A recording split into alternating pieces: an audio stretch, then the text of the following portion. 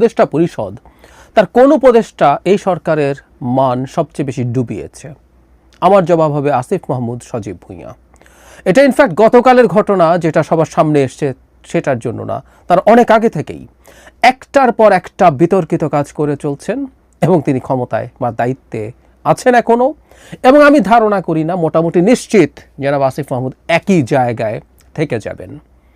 এই ক্ষেত্রে ডক্টর ইউনূসের আচরণ বেশ খানিকটা আমার শেখ হাসিনার মতো মনে হয়।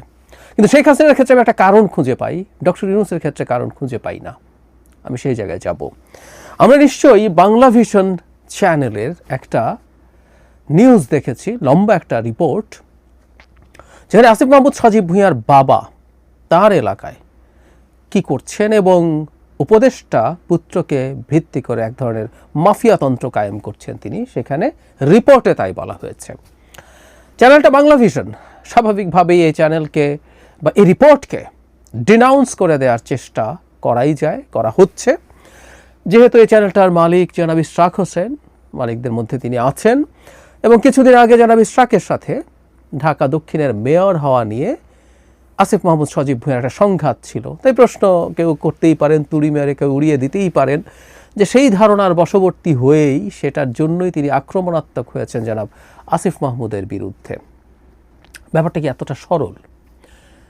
আমি প্রত্যেককে অনুরোধ করব, এর মধ্যে অসংখ্য মানুষ এটা দেখেছেন, আমি তারপরও প্রত্যেককে অনুরোধ করবো রিপোর্ট একটু দেখে রাখার জন্য। এটা নিয়ে বিস্তারিত কথা বলার সুযোগ নেই, কয়েকটা ঘটনার এখানে উল্লেখ আছে, আমি সেটা জাস্ট গ্রসলি আপনাদেরকে একটু জানাই। কিছুদিন আগে মাদক ব্যবসায়ী এই অপবাদ দিয়ে একই পরিবারের মা, কন্যা এবং পুত্রকে পিটিয়ে কুপিয়ে পাথর দিয়ে থেতলে হত্যা করা হয়েছিল। বিভৎস একটা মব। এখন বাংলাদেশে তো আবার মব এভাবে না স্পন্টেনিয়াসলি তৈরি হয় না, পরিকল্পনা করে এক ধরনের মব, মানে মবের মতো দেখানো হয়। আসলে এগুলো আসলে মব না সেই বিবেচনায়, যেহেতু এগুলো পরিকল্পিত।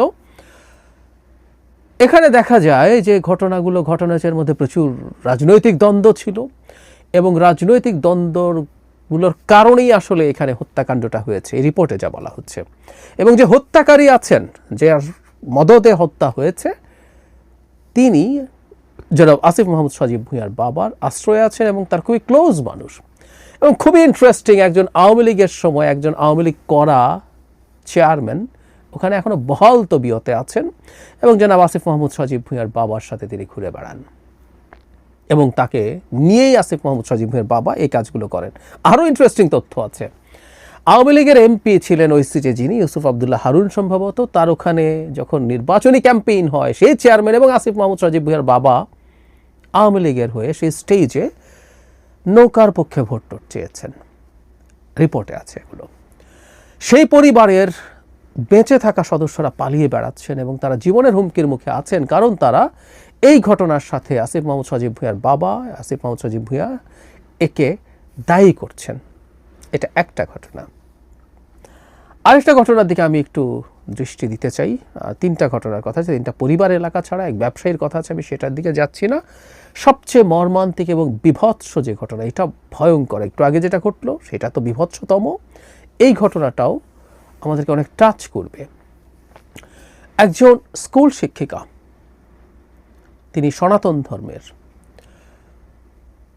আসিফ মাহমুদের বাবা যে স্কুলের হেডমাস্টার, তার অ্যাসিস্ট্যান্ট হেডমাস্টার ছিলেন তিনি, সেই নারীর শিক্ষকের এক বিভৎস নির্যাতনের বর্ণনা তার বয়ানেই আছে।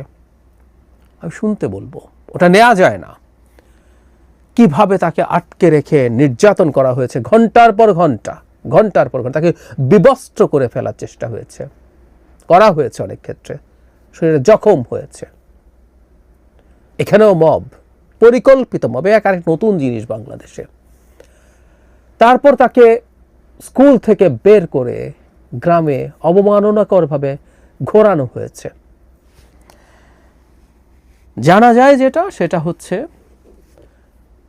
আসিফ মাহমুদের বাবা স্কুলের টাকা চুরি করেছিলেন, সেটা তদন্ত হয়, সেটা নিয়ে ব্যবস্থা হয়। সেই সময় এই শিক্ষিকা সেই স্কুলেই ছিলেন, সেই ক্ষোভ তিনি উগরে দিয়েছেন, কারণ তার এখন হ্যাডাম তৈরি হয়েছে না, তার ছেলে উপদেষ্টা হয়েছে এবং এ ধরনের অক্ষম মানুষের হাতে, যে খুবই নন সিগনিফিক্যান্ট মানুষ, তার হাতে যখন ক্ষমতার হ্যাডাম যায়, তাদের পরিস্থিতি কোন জায়গায় যায় আমরা দেখতে পাচ্ছি। ছেলে বলি আর বাবা বলি, অত্যন্ত প্রান্তিক জায়গায় থাকা মানুষের হাতে ক্ষমতায় যাওয়ার এক বিভৎস পরিস্থিতি তৈরি হয়েছে। কোনো একদিন খোলামেলাভাবে হয়তো কিছু কথা বলবো।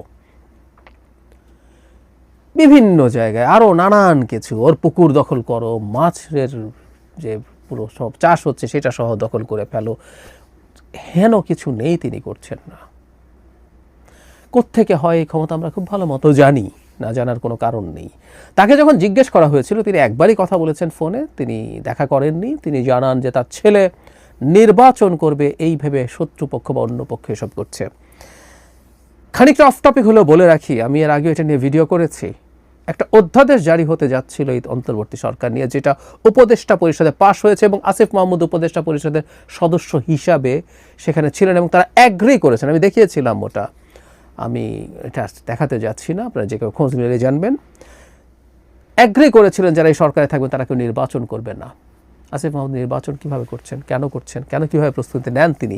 শুধু সেটা না, এলজিআরডি মন্ত্রী হিসাবে তার অনেক এই স্থানীয় উন্নয়নের বরাদ্দের ক্ষমতা আছে, তিনি সেগুলো ব্যবহার করছেন ভালো মতো। প্রত্যেকটা কনফ্লিক্ট অফ ইন্টারেস্ট কিন্তু উনি করে যাচ্ছেন। আমি প্রিভিয়াস কিছু জিনিস একটু যোগ করতে চাই। তার বাবার সূত্রে, তার বাবা একবার ঠিকাদারি লাইসেন্স করেছিলেন হঠাৎ করে। পরে এটা যখন প্রাথমিকভাবে এটা নিয়ে এক ধরনের অস্বীকারের প্রবণতা ছিল, কিন্তু পরে যখন দেখা গেল এটা সত্য, এটা জেনুইন ডকুমেন্ট বেরিয়ে গেছে, তখন তিনি স্বীকার করেছিলেন এবং তার বাবাকে ভুল বোঝানো হয়েছিল এবং তিনি সরল বিশ্বাসে এসব করেছেন। এখানে একটু বলে রাখা ভালো যে স্কুল টিচারের ক্ষেত্রে বিভৎসতা ঘটানো হলো, সেখানে আসিফ মাহমুদের বাবাকে ভিডিওতে দেখা যায়, যে কেউ দেখতে পারেন, আবার বলছি ভিডিওটা, রিপোর্টটা পুরো দেখে নেবেন। যাই হোক, তার বাবা নাকি সরল বিশ্বাসে ওই ঠিকাদারি লাইসেন্স করেছিলেন। আমরাও সরল বিশ্বাসে যেন মেনে নেই তিনি এটা এক্সপেক্ট করছেন। সরি, আমরা মন্ত্রী না, কিন্তু আমাদের মাথায় খানিকটা বুদ্ধিশুদ্ধি আছে। কেন এইসব ঠিকাদারি লাইসেন্স করা হয় সেটা আমরা জানি। আরও কয়েকটা জিনিস একটু যোগ করতে চাই। তার এপিএসকে দায়িত্ব থেকে সরানো হয়েছে, শুধু সেটা না, তাকে দুদক ডেকেছে, তার বিরুদ্ধে তদন্ত হচ্ছে, তার বিদেশ যাত্রা স্থগিতাদেশ আছে, মানে দুদক যথেষ্টই প্রমাণ বা তথ্য তাকে নিয়ে পেয়েছে। এখন আমার প্রশ্ন হলো, এপিএস খারাপ, উপদেশটা ভালো, উনি সৎ, কিন্তু আমরা এটুকু কাণ্ডজ্ঞান আমাদের আছে যেটা দিয়ে আমরা বুঝতে পারি এপিএস এর এই টাকার উৎস, এই হ্যাডাম তৈরি হয় আসলে একজন উপদেষ্টার কারণে। খুব সহজ অঙ্ক, রকেট সায়েন্স না। সেই উপদেষ্টাকে কেন জিজ্ঞাসাবাদ করা হচ্ছে না? বলছি না তিনি সরাসরি দায়ী, কেন জিজ্ঞাসাবাদ করা হচ্ছে না, হয়নি। দুদক কেন তাকে ডাকেনি, সরকার কেন তাকে এই ব্যাপারে ইভেন দায়িত্ব থেকে সরিয়ে দেওয়ার মতো বিষয় হতে পারত, এটা উচিত ছিল।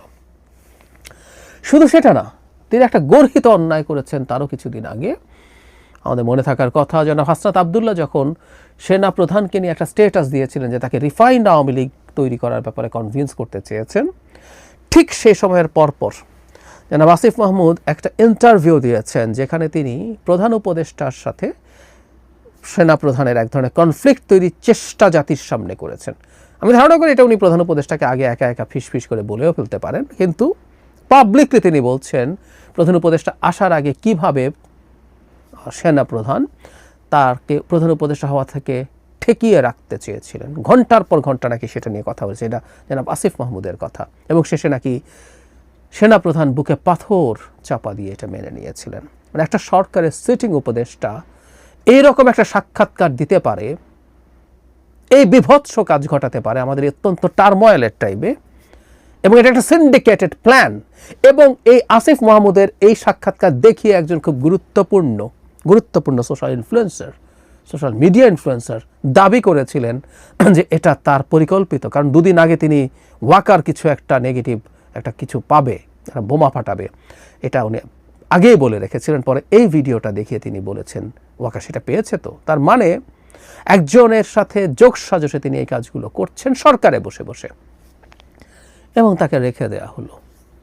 শুধু সেটাই না, নানা সময়ে তিনি এমন সব বক্তব্য দিয়েছেন যেগুলো সরকারকে বিব্রত করেছে। তার বক্তব্য এনসিপির সাথে অ্যালাইন্ড হয়েছে। এনারা এনসিপি, আসলে আমরা জানি এদের সাথে কী যোগাযোগ আছে, কেমন যোগাযোগ আছে তাও আমরা জানি, কিন্তু এগুলো প্রত্যেকটা করে অন্তত সরকারের দিক থেকে সরকারকে আরও বেশি সমালোচিত করার সুযোগ তারা সামনে নিয়ে এসেছেন। এই সব কিছুর পরও, যেমন বিশেষ করে বাংলা ভিশনের এই ঘটনার পর জনাব আসিফ মাহমুদকে, কারণ যারা ভুক্তভোগী আছেন প্রত্যেকে, এই যে টিচার আছেন তার সরাসরি ছাত্র, যে সনাতন ধর্মের যে নারী টিচারের কথা বলছি তার সরাসরি ছাত্র তিনি জনাব আসিফ মাহমুদ, এরকম প্রত্যেকের, মানে এটা না বোঝার কোনো কারণ নাই, একটা স্কুলের নন সিগনিফিক্যান্ট একজন হেডমাস্টার, নন সিগনিফিক্যান্ট একটা স্কুলের কীভাবে এতটা প্রতাপশালী হয়ে ওঠে, পাওয়ারফুল হয়ে ওঠে। সরকারের উচিত হতো আসিফ মাহমুদকে পদ থেকে অপসারণ করা, ডক্টর ইউনূসের এই এত সব একটা ঘটনা না, এই এতগুলো যোগ করে সুষ্ঠু তদন্ত করা, সেটা নিয়ে পদক্ষেপ নেওয়া। কিন্তু আমি নিশ্চিত ডক্টর ইউনূস এটা করবেন না, তার এই প্রবণতা নেই। আমি আসলে জানি না কারণটা কি। শেখ হাসিনার সাথে মিলের কথা বলছিলাম, শেখ হাসিনা এটা করতেন না, কারণ স্বৈরাচারদের এক ধরনের টেন্ডেন্সিটাকে তো পোর্ট্রে, যে আমি অমনিপটেন্ট, আমি সব শক্তি আছে আমার, আমি কোনো ভুল করি না। শেখ হাসিনা নিজকে একটা গড লাইক ক্রিয়েচার মনে করতেন, তেমন তিনি ভুলের ঊর্ধ্বে, তিনি ফেরেশতা। ফলে তিনি কোনো রকম ডিজাস্টার ঘটানো মন্ত্রীকেও টরাতেন না। তো ডক্টর ইউনূস কেন সেটা করেন না? অথচ ইন্টারভিউতে খুবই বিনয়ের সাথে তিনি বলেন যে আমরা তো ভুল করছি, আমরা তো শিখছি, এটা আমাদের কাজ না। যদি এগুলো হয়েই থাকে, ভুল শোধরানোর তো চেষ্টা করা দরকার। স্বরাষ্ট্র উপদেষ্টা আটারলি ফেল করেন, তাকে সরানোর মতো কোনো পদক্ষেপ, কোনো পরিবর্তনের কোনো চিন্তা তার মধ্যে নেই। এটা হলো ইনএফিসিয়েন্সি। আর এখানে তো ক্রিমিনাল অফেন্সের অভিযোগ আছে, দুর্নীতির অভিযোগ আছে, এবং এলাকায় তার বাবার মাফিয়াগিরির অভিযোগ আছে, তাকেও সরাবেন না। চাকরিদাতা জনাব আসিফ মাহমুদ তো এই গল্প করেন যে তিনিই ফোন করেছিলেন। তো ডক্টর ইউনূস কৃতজ্ঞতা দেখাচ্ছেন, কৃতজ্ঞতা দেখাতে দেখাতে তিনি তার কত বড় সুনামের ক্ষতি করছেন উনি ধারণা করতে পারছেন না, এবং অবিশ্বাস্যভাবে ক্ষমতা চেয়ারে বসে একই ধরনের অন্ধত্ব সম্ভবত সবারই তৈরি হয়, কম আর বেশি। এটা তার মতো মানুষের কাছ থেকে আমরা এক্সপেক্ট করি নাই। উচিত হতো অবিলম্বে, এখন না আরও বেশ আগে, আসিফ মাহমুদকে এই ক্যাবিনেট থেকে সরিয়ে দেয়া উচিত হতো, কিন্তু না, সেটা করা হয়নি, করা হবে না। আমরা এই জিনিসগুলো জাস্ট জেনে রাখলাম, জেনে রাখা হলো। এগুলো আমাদের